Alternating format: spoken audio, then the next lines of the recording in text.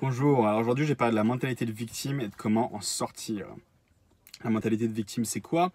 C'est notre tendance à pointer du doigt les autres pour éviter d'assumer nos responsabilités. Cette personne qu'on pointe du doigt peut être une personne physique, ça peut être nos parents, le voisin, ou ça peut être une personne virtuelle. Les gens ont vraiment tendance à faire ça, ça peut être le gouvernement, le capitalisme, la société. Okay. En général, le plus c'est virtuel, le plus c'est facile parce que c'est impossible à argumenter. En fait, si c'est une personne virtuelle, c'est difficile d'avoir une conversation. Euh, Et pourquoi on fait ça? Parce que ça nous fait nous sentir bien sur le moment. Mais le problème, c'est que ça nous fait pourrir de l'intérieur. Pourquoi ça nous fait pourrir de l'intérieur? Parce que ça nous empêche d'assumer nos responsabilités. Ça nous empêche de regarder la situation comme elle est et dire voilà la situation. Elle peut être juste, elle peut être injuste. La réalité, c'est que c'est ce qui se passe maintenant. Qu'est-ce que moi je peux faire pour me rapprocher de la vie que je recherche? Qu'est-ce que moi je peux faire pour vivre mes rêves, pour avoir la vie de mes rêves? Ok? Donc ça, c'est un peu le contexte de la conversation. Maintenant, je vais apporter un peu quelques exemples pour apporter plus de pragmatisme à cette vidéo. Je pense que le premier exemple, et surtout en France, c'est la relation à l'argent. La plupart des gens ont une relation à l'argent qui est vraiment dans la victime. C'est oui, bah oui, il gagne de l'argent, il l'a volé ou il est malhonnête. C'est vraiment une mentalité qui est malsaine, qui pourrit les gens de l'intérieur, qui les fait stagner. Parce que la réalité, c'est que si c'était aussi simple de gagner de l'argent que d'être malhonnête, tout le monde le ferait. Clairement, il faut être honnête. Et en général, les gens qui sont dans la relation, dans la pensée de victime, c'est les premiers à aller au loto et à cocher les cases, etc. Parce qu'ils aimeraient bien être de l'autre côté de leur jugement. Ils aimeraient bien être de l'autre côté de l'équation de leur jugement. Okay, et donc c'est là où c'est encore plus pervers. C'est que les gens qui sont dans cette perception de l'argent en général néfaste sont les premiers à en vouloir plus. Okay, quand la réalité, c'est quoi? La réalité, c'est que les gens qui en général ont plus d'argent sont les gens qui ont travaillé énormément pour ça. C'est pas le mec qui est derrière la télé, sur le canapé, qui travaille 40 heures par semaine et qui est là, qui pointe du doigt, qui c'est pas juste, il devrait partager plus. C'est la personne qui a pas de télé parce qu'elle travaille tellement, parce qu'elle travaille 80 heures par semaine, parce qu'elle a pas de week-end, parce que tous les jours c'est le travail. Et voilà, il y a vraiment, pour avoir des résultats inconventionnels dans la vie, pour avoir plus que les autres dans la vie, il est nécessaire de prendre des choix, de faire des choix, de prendre des décisions inconventionnelles. La plupart des gens qui sont fortunés parce qu'ils ont fait des sacrifices, ils ont pris des décisions, fait des choix que la plupart des gens, la plupart de la masse de la population n'avaient pas les couilles de prendre. C'est aussi simple que ça. Et c'est pas une réalité facile à absorber, c'est la réalité de la loi de la jungle. C'est la réalité du fait qu'il y a des gens plus forts que d'autres, qu'il y a des gens qui ont plus de couilles que d'autres, qu'il y a des gens qui vont chercher ce qu'ils veulent plus que les autres. Et on aimerait bien vivre dans un monde où tout le monde est bisounours et tout le monde, tout est égal et tout le monde... C'est pas comme ça que ça marche. Il y a toujours eu des personnes dominantes, il y a toujours eu des personnes qui étaient à la traîne. Et tant qu'on repousse cette réalité, et tant qu'on est une victime de cette réalité, on reste une victime, on reste la personne à la traîne. C'est aussi simple que ça. En tout cas, de mon opinion. Je dis pas qu'il n'y a pas de nécessité pour un système social et aider les gens qui sont en galère, mais il est aussi nécessaire d'arrêter de se raconter des histoires et d'éduquer de manière générale, de changer cette vibration, de dire aux gens, écoute, si tu es une victime, tu vas rester une victime. Essaie de changer ta façon de penser et de regarder, maintenant, qu'est-ce que je peux faire? Qu'est-ce que je peux faire moi pour me rapprocher de la vie de mes rêves? Qu'est-ce que je peux faire pour potentiellement arrêter de pointer du doigt ces gens qui arrivent mieux que moi et leur demander, comment est-ce que tu as fait? Comment est-ce que moi je pourrais faire pareil? Ok? Ça, c'est vraiment un truc que j'apprécie aux États-Unis, c'est qu'il y a vraiment cette culture, cet évangélisme même, de cette idée que n'importe qui peut y arriver dans la vie et que n'importe qui, s'il croit suffisamment à ses rêves, peut y arriver. Forcément, ça aussi, c'est un idéal et c'est pas forcément vrai toujours. Forcément, si t'es blanc, t'as plus de chances que si t'es noir. C'est des choses qui sont réelles.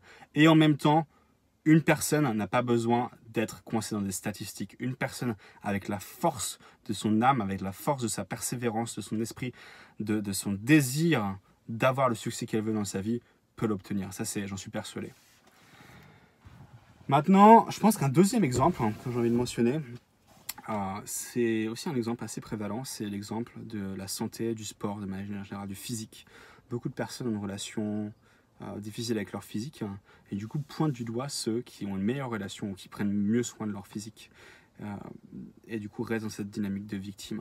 La quantité de gens qui pointent du doigt les bodybuilders, qui pointent du doigt les gens qui vont à la gym. Genre, sérieusement, t'as essayé d'aller à la gym? Tu sais, qui disent, moi ça me fait marrer, les gens ils sont en mode, ouais, tu vas à la gym, tu veux juste te la péter, tu veux juste avoir un physique cool, etc. C'est genre, ouais, mais toi aussi tu veux en fait. Et c'est pour ça que tu es en train de me critiquer. C'est pour ça que tu es en train de projeter sur moi en fait. Tu aimerais bien avoir le corps que j'ai. C'est juste que tu veux pas te l'avouer. Et c'est parce que aussi si tu devais te l'avouer, tu devrais aussi t'avouer que tu es trop paresseux pour l'avoir. Ok. Donc tu es en train de projeter sur des gens qui sont honnêtes, hein, sur des gens qui se lèvent le matin très tôt pour aller à la gym avant d'aller au travail. Tu sais, moi je vais à la gym tous les jours, 5 heures du matin. Sur le parking, je vois Mercedes, Audi, BMW, Tesla, Mustang, Corvette, Lamborghini. C'est en rotation permanente, c'est genre beaucoup de voitures de sport. Et la personne qui est dans la victime, dans sa mentalité de victime et qui pointe du doigt pourrait dire ouais, bah justement, c'est ce que je dis, ils sont juste complètement sur l'apparence, complètement superficiels. Mais encore une fois, c'est qu'une perception. Si on change cette perception, on arrête d'être une victime, on peut aussi voir ce que je vois personnellement qui est ouais, enfin, c'est plutôt une preuve en fait que ces mecs-là, ils travaillent et qu'ils sont disciplinés et que c'est pour ça qu'ils ont ces voitures de sport.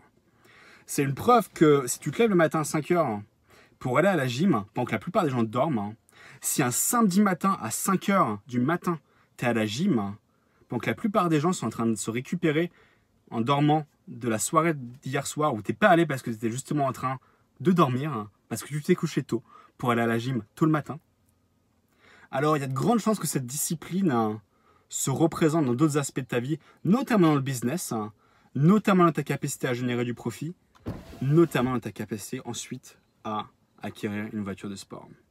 C'est trop facile de rester coincé sur des choses, sur des jugements superficiels justement. Certainement qu'il y a un petit côté de narcissisme, etc. Et aussi, c'est cool d'avoir une voiture de sport, ok?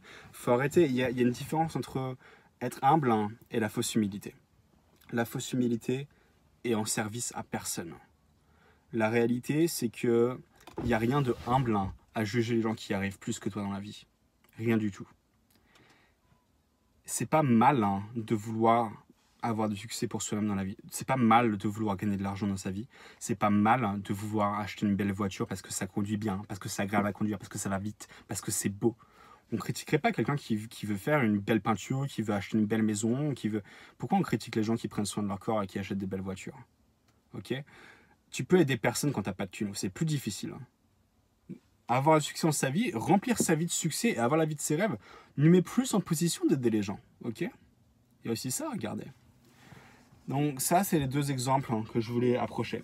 Je pense que le troisième exemple que j'ai envie d'approcher, qui va un peu fermer cette vidéo et apporter une perspective un peu plus globale à ça, c'est le fait que finalement, cette dynamique, cette mentalité de victime, on peut la trouver dans tous les aspects de la vie, dans toutes nos relations à la vie. Que ce soit un concept, une personne ou une personne.